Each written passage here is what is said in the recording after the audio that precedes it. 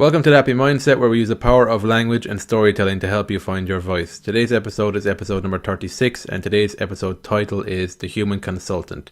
So today I'm joined by Ed Andrew. Ed is a startup and business mentoring coach. He helps people to grow themselves and their businesses to multi-million dollar profits. Ed has built companies to $1 million profits in Sydney, Delhi, London, and Bali. He's a podcast host of Human Impact, where he interviews change makers and leaders around the world in order to bring humanity back into work and life. His passion is people and human behavior, and to develop a positive mindset and heart set in order to thrive. On this episode, we talk about what happens in the tech world when we lose a connection to our heart and our souls, the key lessons Ed has learned from setting up businesses around the world, and how Ed overcame the failure of her business and cancer. So if you enjoyed today's episode, I'd appreciate it if you can leave a review and a rating. And if you enjoy the Happy Mindset community in general, head on over to Facebook and join the Happy Mindset group there. So thanks for listening, and I hope you enjoyed today's episode. So thanks for joining us today, Ed, taking your time out today to be with us. So I just want to dive into... My pleasure. You're welcome. So I'll dive into the first question. So can you tell us a little bit more about the work you do today with people?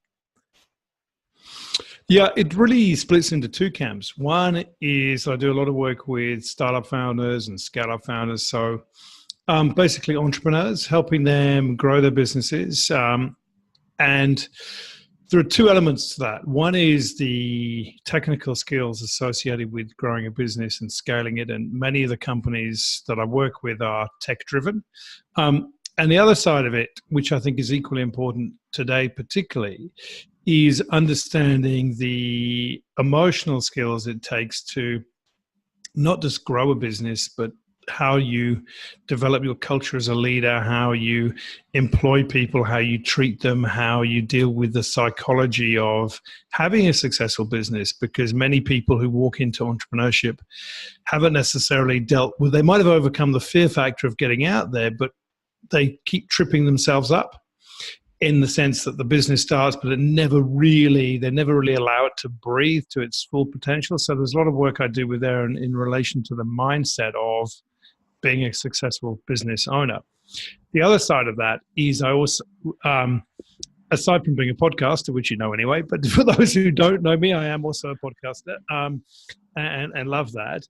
But the other side of it is I also mentor and coach professionals, those who are in salaried roles in the corporate world, really to understand how, for the most part, they want to leave that world and go do something else, where they want to be an entrepreneur, maybe they want to be a freelancer, or maybe they want to go and continue that journey as a salaried person, but not in the environment that they find themselves anymore. And in fact, many of the people I work with are professionals, some from lawyers, accountants who maybe don't like their industry anymore and want to go and do something else, who don't like their employer, or just people who are sort of getting to a phase of life where they recognize there's something more to their career and they're not quite really sure what to do. And again, that is just as much technical skills as it is learning the emotional ability to take responsibility for our actions, how we manage other people's expectations and our own in the workforce, how we create and align a life that serves us and suits us best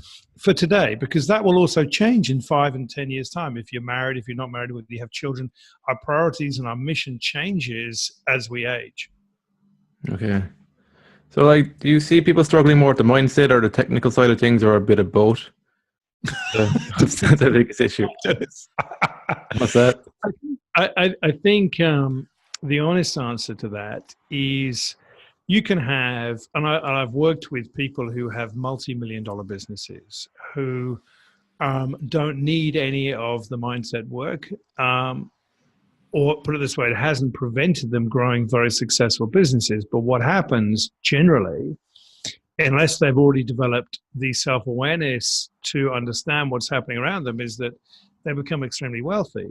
But the wheels fall off, either their marriage or their relationships or their friendships, or their retention rate in their business drops off and they have to keep hiring and hiring and hiring. Their corporate relationships necessarily don't work as well anymore because simply they're taking on too much. So in many cases, I've worked with founders who will come to me, with say a 7-figure business and say, look, we've just won some really big contracts. This is going to really accelerate our business. But what we've recognized is that we don't they're not working the same way anymore, that their relationships with their other leadership team or the people in the team and their customers and suppliers is changing, and they don't know why that's happening, and they know that it's not working as well for them anymore, even though their business is growing. And so I work with them about how that's the whole psychology of growth and the mindset, and actually not just being in one of the big things which I work with, and this, is helping people to understand that for many years or centuries, since really the post-industrial revolution, we've been taught to be paid for our logic brain, the value of our thinking ability, as opposed to making decisions intuitively, instinctively, and what that actually means. So to answer your question, it's sort of a bit of both. You can have, as I say, very successful businesses with having low emotional intelligence, because some businesses require very hardcore technical skills, and you can bring other people around you who have possessed maybe the more human interpersonal skills. But ultimately, if you want the life which is aligned in everything, it's very hard to pull that off. Okay, so you need a balance of both you to like have a holistic life yourself on a personal level. I think there are some people who aren't coachable to start with. So there are some people, however much you try and teach, even on the technical side, they're just not wanting to listen. But I think generally, if you want to get to whatever goal you set yourself in life, or the goals that change in life, we're human. I mean, people forget that that we're sentient. We're just an animal. We were born with a mind, a body, and a soul, and we're intrinsically connected to the universe. I don't know why people think that that's shameful to admit, or that it's fluff, or it's not relevant. I mean, seriously, I think we have we as a race, as species, sell tickets on ourselves that we're by some means superior. Yes, we have the ability to develop amazing technical products. We have the ability to communicate at a level which no other species is able to do.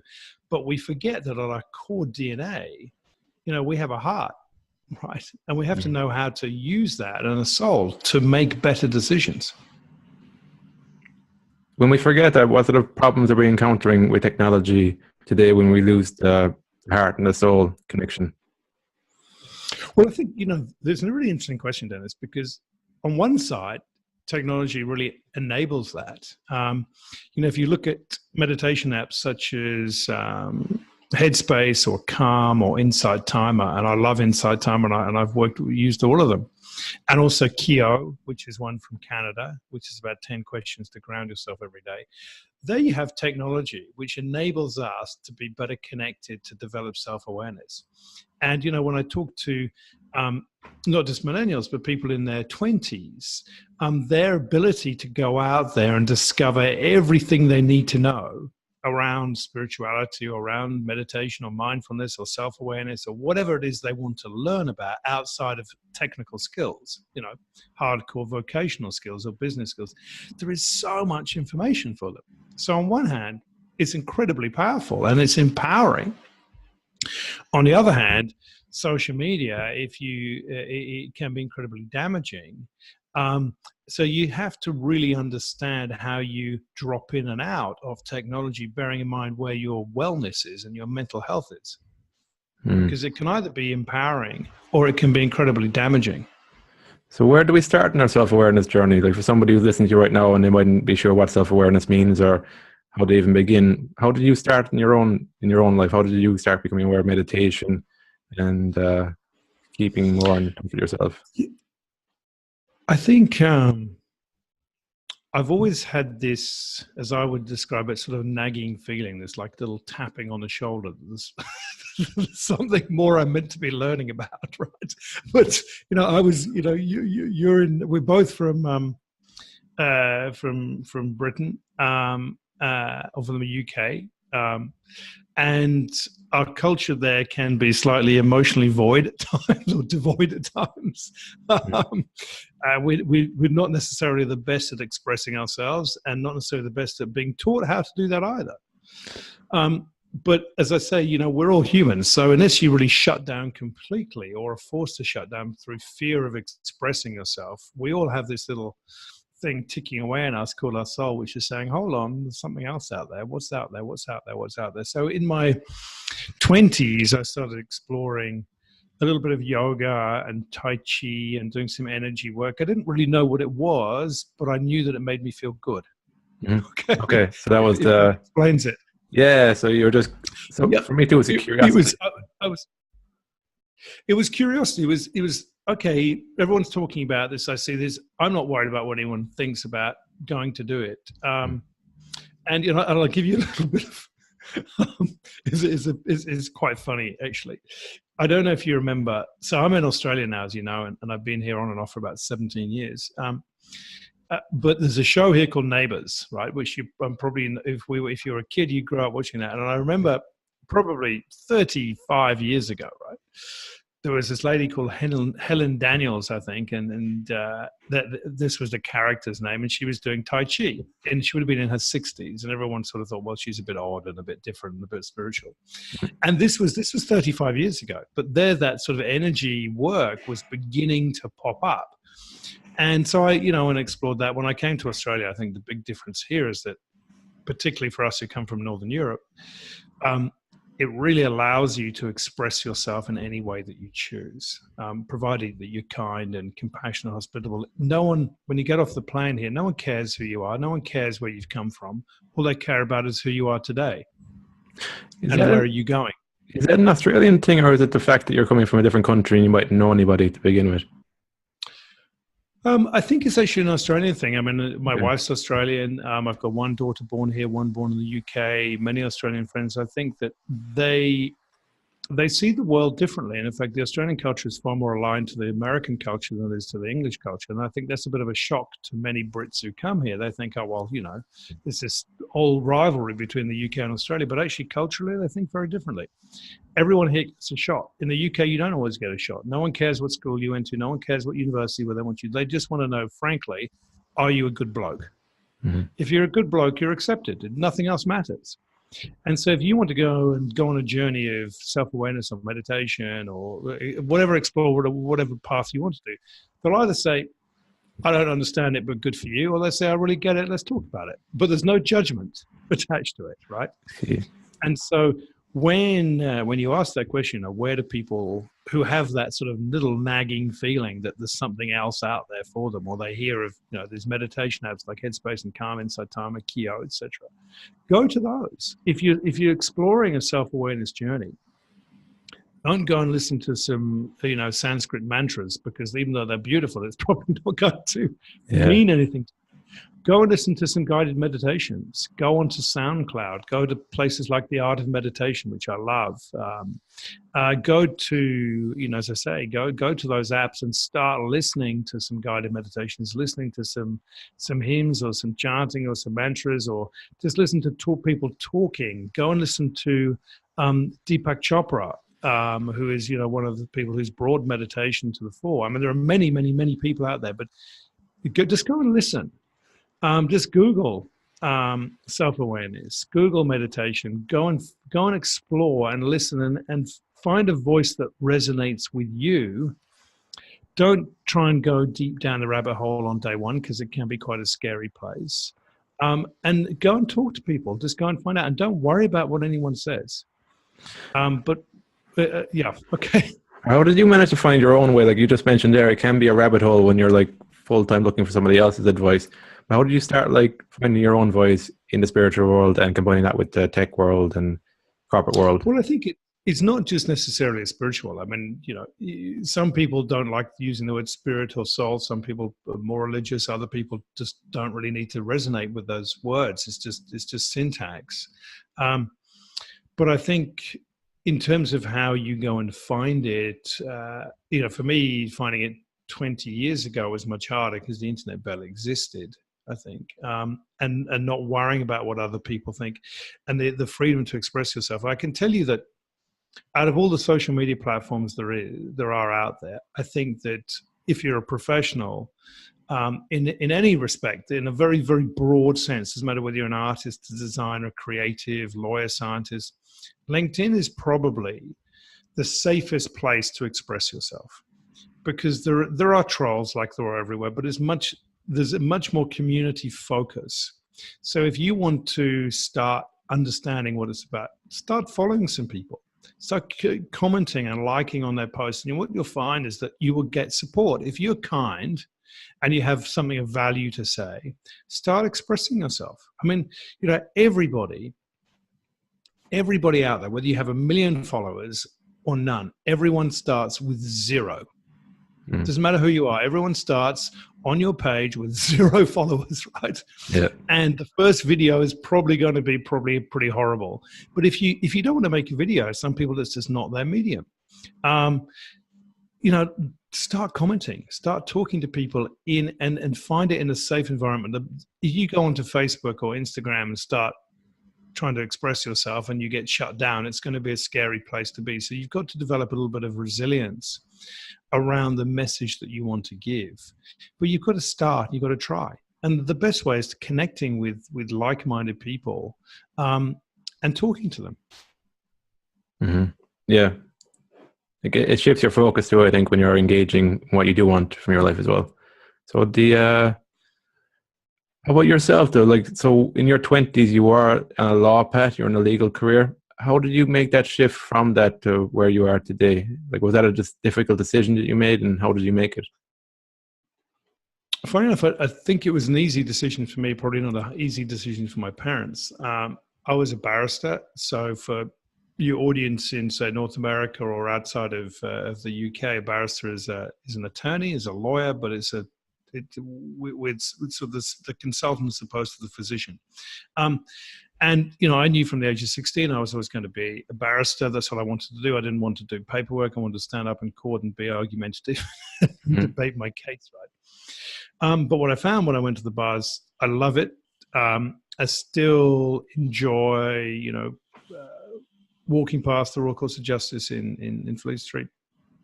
And I would still enjoy walking and listening to a legal argument. It's just, I enjoy that sort of challenge. But the reality is, I only ever wanted to be the best. And I recognized that the bar wasn't a place for me at that particular time where I could really study or practice the subjects which I wanted, which were mediation and public international law. Very, very hard to get into them then. And I just didn't have access. So I decided rather than be mediocre, I would just leave and go and do something else. Now, of course, I'd set my whole life up to retire at 90 as a judge. So leaving at 25 or 26 was very difficult because I had no idea what to do with my life. But I was drawn into the world of headhunting because ultimately I'm a people person. The bar is all about people. It's about eliciting information from them, finding out what makes them tick, taking them down a path. Headhunting is very similar. It's eliciting information from people who don't really want to share it because you have to dig much deeper than just a piece of paper. It's not necessarily as cerebral, but you're still speaking to people at the very pinnacle of their profession. And that was fun. And so the transition for me was actually very easy. Whether or not my parents probably thought that was easy because of the amount of time that they'd invested in me, and my grandfather had his own hospital. He was a neurologist. My father was a banker. They never really said anything, but I suspect there would have been a degree of disappointment that I walked away from that sort of vocational training. But to me, my advice to all those young people out there in a similar boat is, if it's not for you, then it's not a waste of your life. The waste of your life is doing something which you don't enjoy doing. Sure. But you don't have to leave it completely. And I advise, many young lawyers as well. I say, the question you ask yourself in any career that you're in is it the industry? Is it your employer, your company? Is it your job? Is it your role? Or is it you? And invariably, 50% of the malaise is you. And you have to work through that and accept that some of the choices you made may not have been great ones. You don't have to blame yourself or anyone else for that, but that's the sort of starting point for saying, okay, I need to change. How do I go and do that? That's pretty much the personal responsibility part, is it? It comes back to you. It does. I mean, I think the reality, everything comes back to us. We are, the masters or mistresses of our own destiny. There's no two ways about that. You have to accept the first stage to self-awareness, and not being grandiose or spiritual. It's just the first stage of accepting that the only person who controls your destiny is you, is accepting responsibility. That you may be in a job that you don't like because your parents told you to go and do that. But at some stage, you're an adult and you've got to start making your own choices. Mm-hmm. Okay, for some people, it's harder because of a family investment in you that you're going to have to walk away from. But ultimately, whose life are you living? You're living their life, you're living your life. And you have to see it. Sometimes you do have to be slightly more black and white about what it is you're trying to do. Because otherwise you'll just sit there for the next 10 years saying, well, my parents paid for my education, they paid for my schooling, they've done that, they put a roof on my head, they fed me, therefore I must do things to keep them happy. And in a lot of cultures, that's very important. But ultimately what happens is they walk away from it. And the thing is, when you walk away from it when you're 30 or 35, you're going to be far more bitter and disenchanted and disillusioned and angry with your parents than you are going to be when you're 22 or 23. Mm-hmm. So in the long run, it's going to be more pain. If you made a decision straight away, it'd be less pain. It's going to be more pain, and it's going to take you longer to get over that pain because you spent a long period of your life blaming other people for your own position. So it's going to take you longer to detach from that and understand that actually, no, it's your own choice that got you there in the first place, not somebody else's. Does that come back to the caring what other people think part of things? Like in my own life, I found that unless that those thought patterns of caring what other people think are challenged, I don't see that they come from me and my own self-judgment of myself. So in your own life, did you start seeing, from the pivotal decisions you made, did you start seeing a bit more where the judgment was coming from in your own life? I think, the judgment really only comes from ourselves, ultimately. When you really break it down, Dennis, we might attach weight to thinking that it's someone else's expectation of us, or it's our perception that someone else is attaching judgment to us. And they probably are. I mean, to be honest, people do judge us, right? Mm. But I think we worry about that, particularly parents and friends. But ultimately, where's that judgment coming from? Is it because they didn't achieve the things they wanted to, so they're projecting their own failure or lack of success or aspirations onto you? And you can't do that. You can try to do that, but once you understand, I think two of the hardest things that we as a species cope with or have to manage is expectations and perceptions. What we expect of others, what they expect of us, how we perceive life, how other people perceive their own viewpoint, and what lens we look through. And I think that from everyone that I work with, and every book I've read, every lecture or seminar or conference and everything else I've ever been to, meditation, they're two of the hardest things to understand.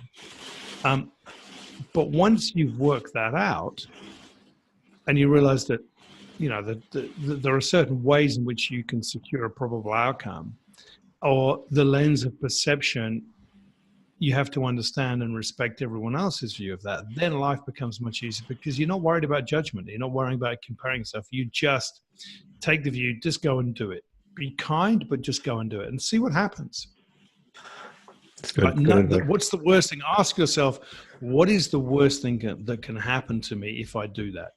That someone laughs at me. Who cares if they laugh at you? And then ask the other way, reframe that language because most people think about, what's the worst thing that can happen? Someone's going to laugh at me. They're going to say I'm a joke.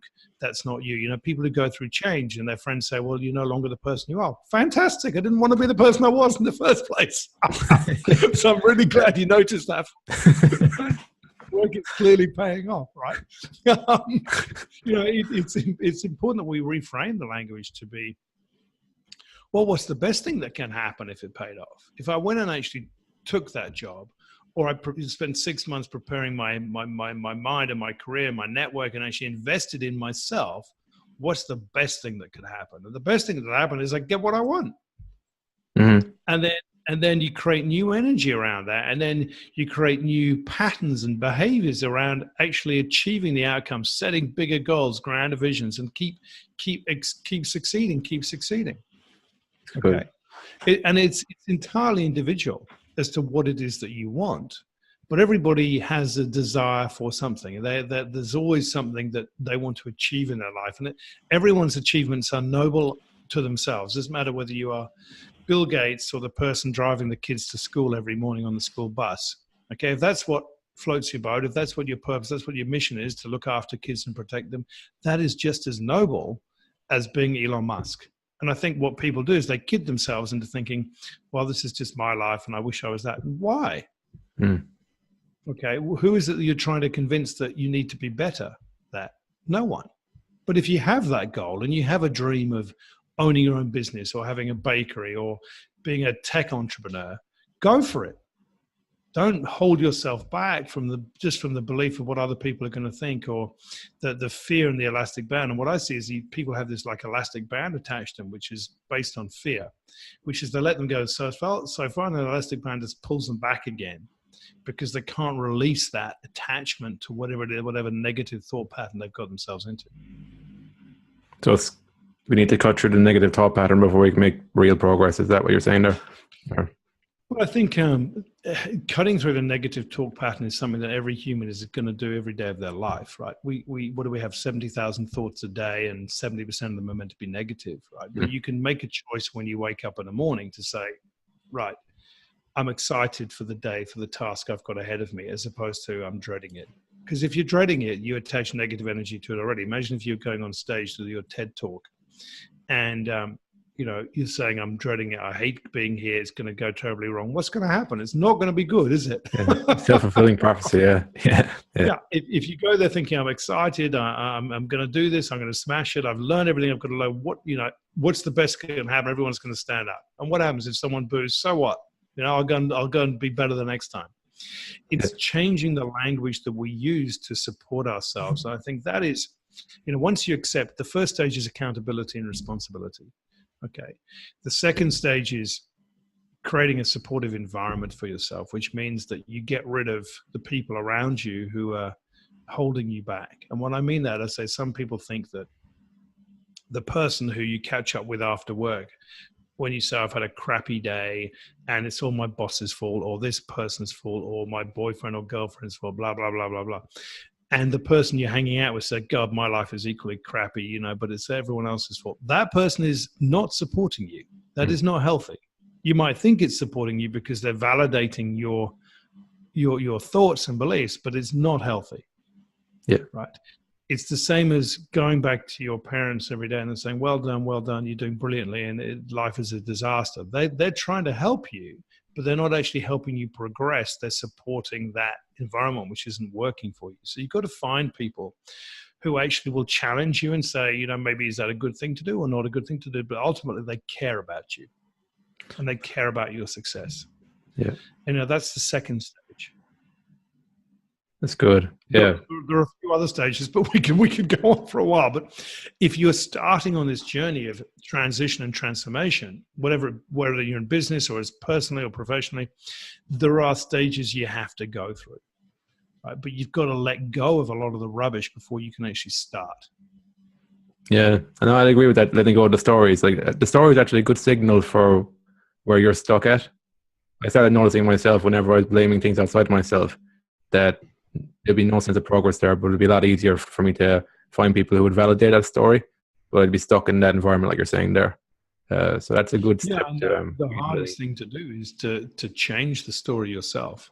But you can do it, and everyone can do it. I'm not a believer in the old adage, leopards can't change their spots, because all that does is keep you into a mindset of, into a scarcity mindset of I can't do anything because I'm always going to be the same. That's rubbish. Our body, physical body, changes every nanosecond. I think, what do? We grow new eyes every 3 weeks, is it? We grow a new skeleton every year or whatever it is. Our bodies are constantly rebuilding, regenerating themselves. So if they're doing that, we're physically not the same person that we were yesterday. Yeah. I think it comes down to more conscious living. Like, you're going to be stuck in those unconscious thought patterns if you're going to remain unconscious to them, but through things like meditation or being around other people who have different thoughts and different ways of thinking, who are being honest with you with good intentions, I think that's how we can start living more consciously. Like you're saying, they're creating the environment. Yeah, I mean, I think the intentionality is very important. I think the other thing to realize is that, here are we, Westerners, and we talk about mindfulness and meditation and spirituality and self-awareness till the cows come home because we love it, because it's actually opening up an entirely new path for us. But if you go to India or Indonesia, and I've lived in Indonesia and I've had business in India, there are people there, and I'm talking to this amazing man at the moment who is from the Brahmins, which is the highest caste in India, and they're the caste which a lot of the priests come from.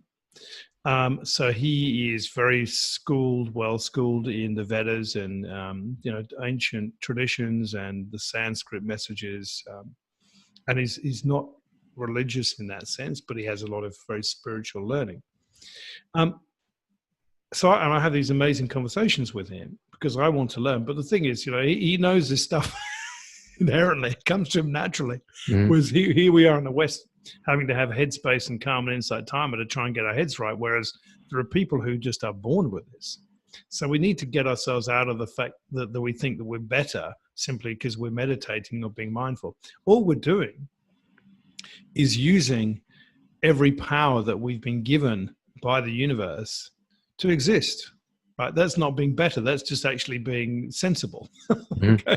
Or appreciating what's free as well. I find with the mind, because it's something that was given to us for free, we tend to undervalue the power of it, or even try and use it to our benefit and the world's benefit as well.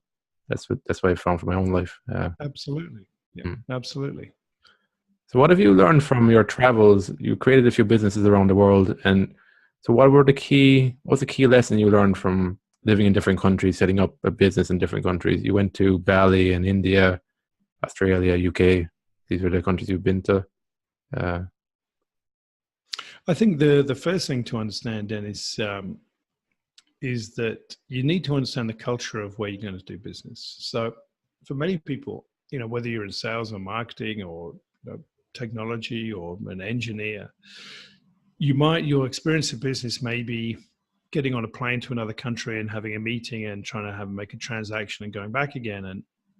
And generally you're trying to understand the people who do it really well understand that when you are talking to someone in another country, they have a different way of doing business, they have a different culture, a different way of everything they do is going to be different to how you do it. And I think the most important thing to understand is understanding the business culture and the local cultures of where you're going to do business. Because if you can talk to them at their level and you have the respect for them as to what they're trying to do in their country, then I think you get much further.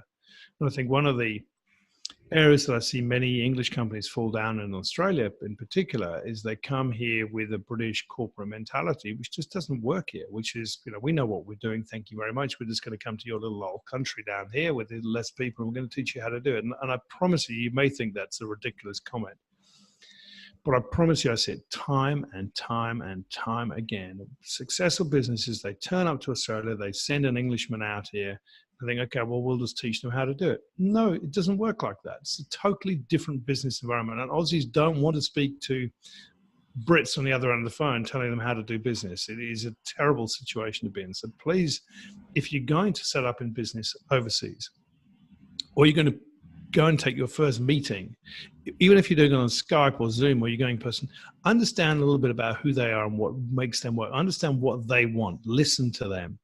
To me, that's the biggest lesson that you can possibly learn when you're going to go and set up in business in another country. The listening piece. Okay, so listen and really understand what's going on in the culture there and how they do business before we even really engage in our way of looking at things and our way of doing things. Absolutely. I can tell you that the way that I ran my businesses in Australia was different to the way I ran them in the UK. The way that I ran the businesses and the people I hired and the roles I had was different in India. And again, it was different in Indonesia as well. You have to understand what works locally and then apply everything you can to that. So how important is adaptability then in business? I think one of the key sort of traits of a successful business owner or business leader is flexibility. I mean, resilience is obviously the one that is talked about a great deal at the moment, but adaptability is huge. I mean, in my first company, I started off just being in Sydney and working with clients in the UK. And by the time we sold it, we had worked with clients in over 30 countries around the world. And the reason for that is that in a global marketplace, what we found is, apart from when the global recession came, is there's always one or two markets around the world which are thriving, even when everyone else is having a terrible time. And it's that adaptability and ability to be agile in your products and your services and your customers, to really have your finger on the pulse of what's going on around the world, that allows you to grow and build and scale and also, drop business units which aren't performing and grow ones which are. And then as that cycle will change, and you have to go through the same process again. But if you become complacent with your business, that's when you get yourself into trouble. So when it comes to generalization as well, because you're quite a generalist, you've been across different industries using different skill sets. Do you think the world there's opportunities for generalists in the world today? I think it's a very good question, Dennis. I think from a job market perspective, no, I think it's quite hard. But entrepreneurs generally, let me rephrase that. People who have had multiple business are generalists, unless you've had multiple businesses in the same vertical. Okay, if it's the same vertical, law or accounting or engineering or manufacturing or fashion, then you have deep domain expertise in that area, which is frankly, the best thing to have, because you don't have to keep understanding a new market or understanding a new way of doing a business or a new product, because it's deeply ingrained into you. But I think myself, yes, one of the roles I have at the moment is an entrepreneur in residence, which means that I help startup founders for an accelerator program. You only get that role if you're a generalist, because it means that I can advise high growth tech companies in a number of different industries, because I've been there, done it. I've run a fashion business, I've run an e-commerce business, I've run a recruitment business, built a tech company. The skills, really, the business skills are the same. Okay, the technical skills, the sales and marketing strategy, you can apply them to any business. All you're literally learning is about product. And you can learn about product either by going, like we did, to Indonesia and to Bali, and to go and sit next to our factories and understand the manufacturing process, or you can hire someone who's a domain expert in that area yourself. So I think it's good to be a generalist, certainly, because I think the way that the world is going, we're going to have more than one career. In fact, you're going to have two or three, and it's probably unlikely that you can stand one vertical, because those verticals may not exist in 10 or 20 years' time. But if you go for a job saying I've done 10 different things, they're going to say, well, the employer wants 3 of those. So I think the way that I look at it is that you grow a toolbox in life, and you apply different tools to every job or opportunity that comes along, and you keep acquiring new tools and you keep polishing the old ones. Do you see freelancing expanding as well into the future now? More people becoming freelancers? Well, I think, the gig economy obviously probably has the most media attention than anything else in the world in relation to the workplace. I think what it creates is, Seth Godin talks about this, is freelancers aren't necessarily entrepreneurs. Freelancers go from project to project. They're not creating a business. They might create a business for themselves, but they're not creating a scalable business where you are creating a product or a service and you can have employees and diverse customers and you can take it to different places. You're creating an opportunity to work for yourself. And I think what is happening in the workforce and what we're seeing all over the world is that people are becoming very disengaged with the way they're being treated. They don't like their salaries. They don't like the holidays. In America, you get 10 days holiday a year. And in some cases, you get none for your first year or two at work. And of course, no contract. So when it's time to leave, you're walked out of the door. In Northern Europe, to us, that's anathema. It's like, well, we have huge protection on jobs. You might get a 1 or 3 month notice period. So if you get fired, at least you get paid. But in the States, you don't get that. And also, we're having this whole concept that because there is so much information readily available on the internet for everyone, you can go and you can build a website in half an hour, and you can sell a product on Amazon or Etsy in 20 minutes.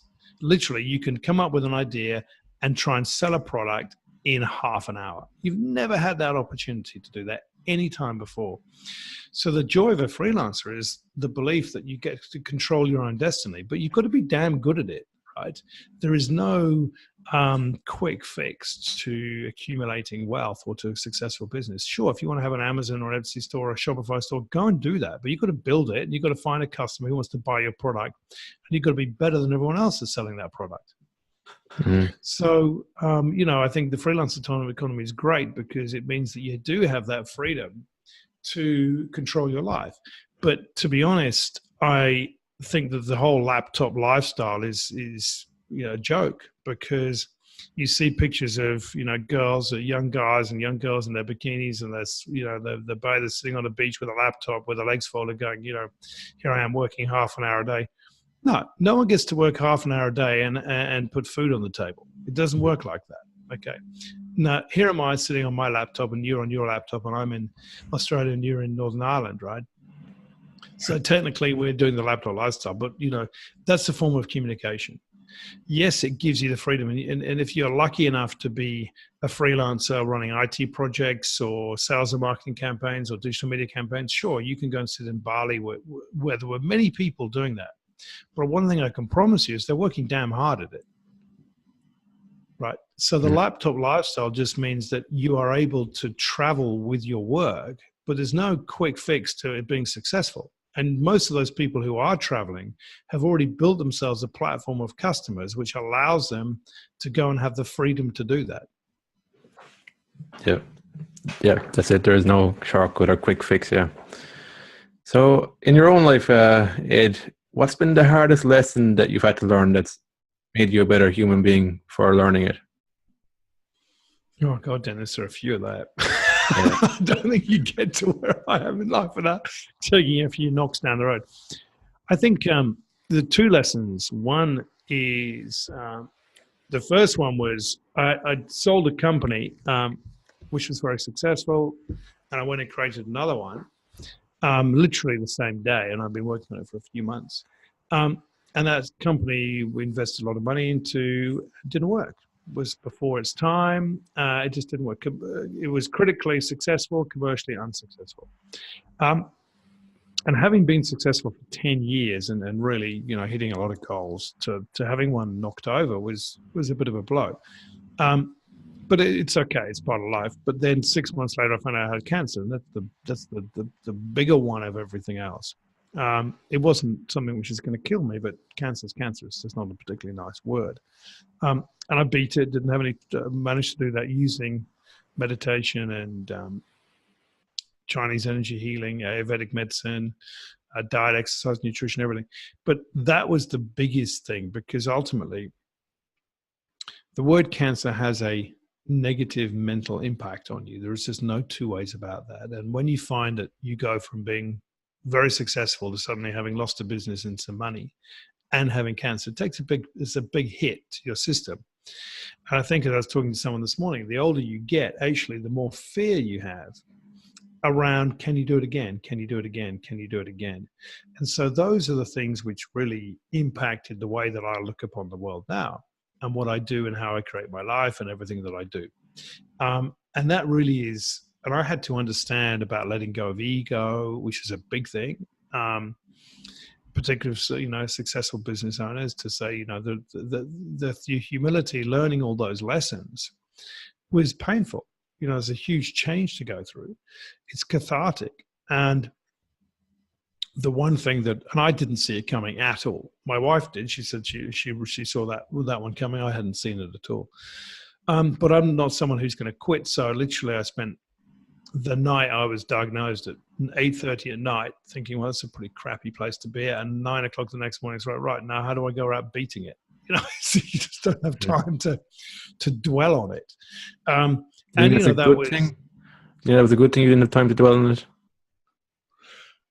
Well, I think, yes, having spoken to many people who have suffered adversity far worse than me, and some who spent years putting their head in the sand and getting sicker and sicker and sicker, whether mentally or physically, I think, no, it's not a good thing to do nothing. I think you've got to get out there and you've got to do it, because, when I was diagnosed and recovered and started writing about it to help other people, I had many women actually come forward and say, thanks for sharing your story.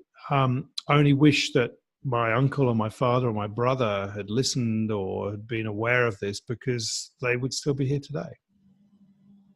Yeah. In the sense of, if they had gone to the doctor early enough, or they had recognized that there are ways that we can manage these things, or we have a chance of fighting them, or that we, particularly as men, we don't ignore the warning signs, then, we need to talk about that more.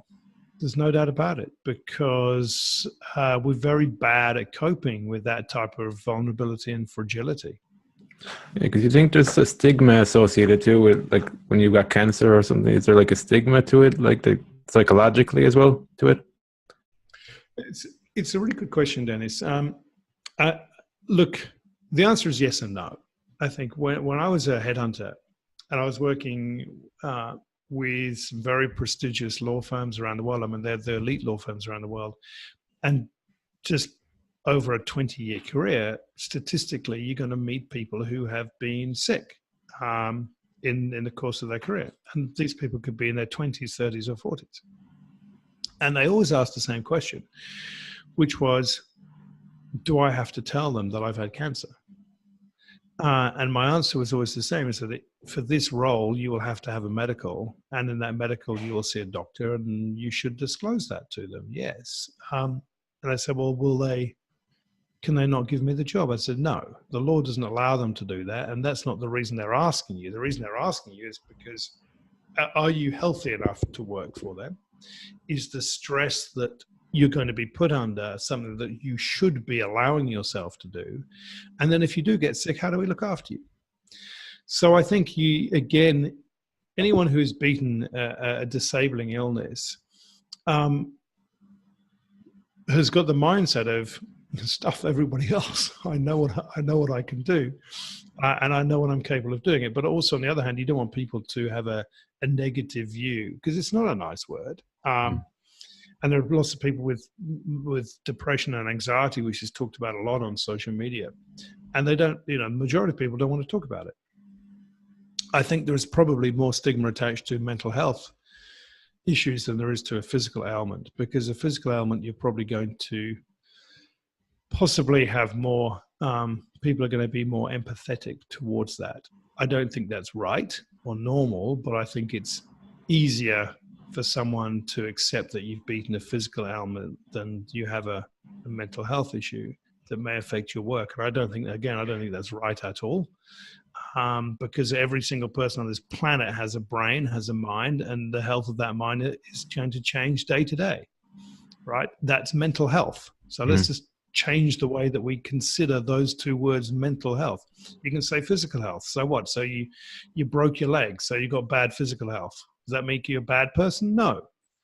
Right? Because you have a mental health issue, does it make you a bad person? No, it does not. Does it affect your ability to perform your job? Maybe, but there is help out there. You can do that. And maybe it doesn't affect it at all. So I think, changing the way that we think about it, changing the language that we use around that is very important as well.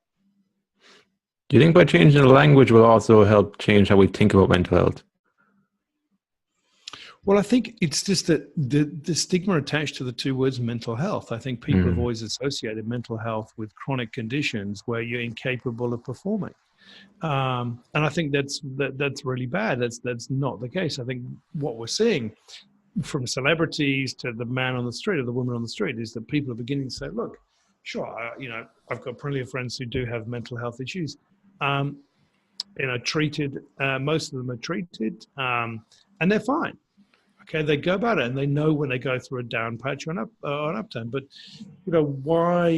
why should we stigmatize people just because one area of their body is not functioning as well as they would like it to? And I had a really good conversation with a guy I think you might like to have on your show, called Sean Mulroney, in America, of the Obesity Revolution. He's doing amazing work about helping people overcome the stigma of morbid obesity. And he was one of the heaviest people on the planet at 674 pounds. And he's a fascinating man. And he's one of the happiest people you'll ever meet. Okay, he's got, I think, 2 kids now. And he still weighs 500 pounds. And he's trying to help the world change the stigma. But we look about it and we talked about this and say, look, how many high functioning CEOs in the corporate world are there who've got alcohol problems or drug problems or sex addicts or narcissists? Okay. But they still manage to keep their job, however poor their behavior is. Okay. And the world turns a blind eye to most of it, provided they keep performing it, which they will do to a point and the wheels fall off.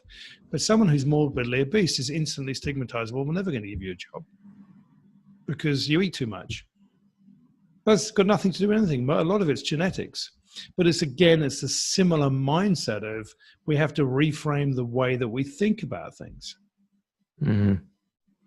And the denial piece as well there. I think denial is a huge thing when it comes to mental health. And I know what you're on about, like the mental health. Do you think it's there's so much like meaning and attachment to the word mental health? Do you think we're better off using a different word, or do you think that word can be changed to something that when people think of it, they think of actually mental health in a good way? Well, why don't we just call it wellness? Wellness, yeah. I like wellness. Wellness has got, you could call it mental wellness. There's another word, there's another phrase which I love. There's an app for all those on to give a good plug to it since I love their work, called Kyo, Kyo. And that's come out of Canada. The founder, one of the founders, called Mark Champagne. And he's been on my show. And their app is about mental fitness. It's not mental health. It's not mental wellness. It's about your mental fitness every day. And I think that's a great description. It's a positive. It's empowering. It's about, okay, let's all be mentally fit. Yeah. We can go into the gym and be physically fit. Let's be mentally fit as well. I think that's brilliant. I love that. That's really good. Yeah, that's the way I look at mental health. When it's a mental game, I do like challenging myself mentally, but also like having that awareness that I need to take care of myself as well. So it's kind of like a bit of a balance there. But I like mental fitness there, like challenging yourself and expanding your mind and your thinking and that type of thing. Yeah. So how about when it comes to being a human being, like what do you think is so what does like being a human being mean to you? Like what does it mean to you? I would sum that up quite quickly by saying being human means using every aspect of your body.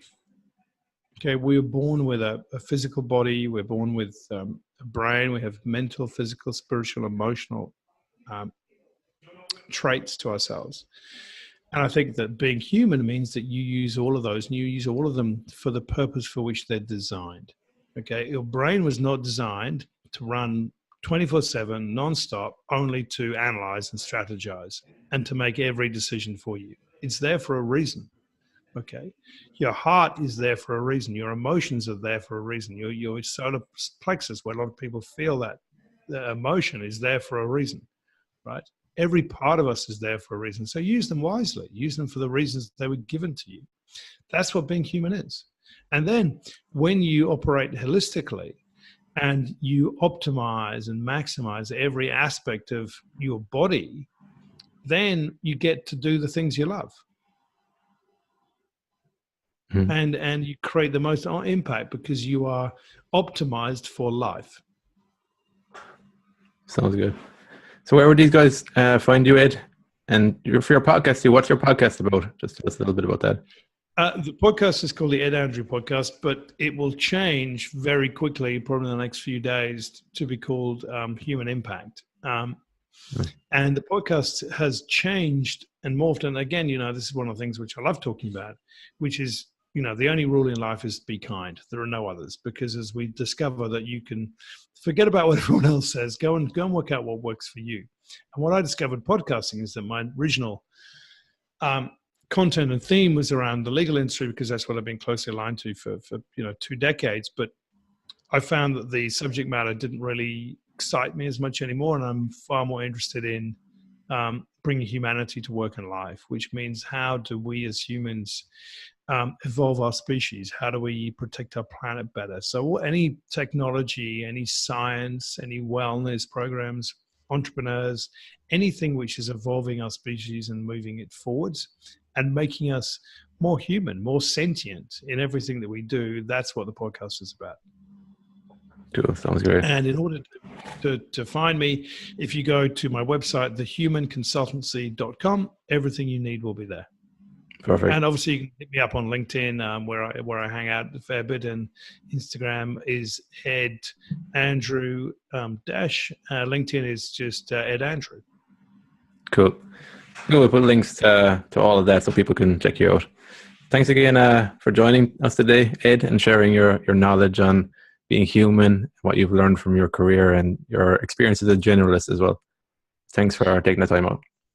My pleasure, Dennis. Thank you so much for hosting me, and I'm very glad we didn't get the power cut we were expecting. Yeah, me too. So until next time, have fun and enjoy the process. Okay. Thanks, Dennis.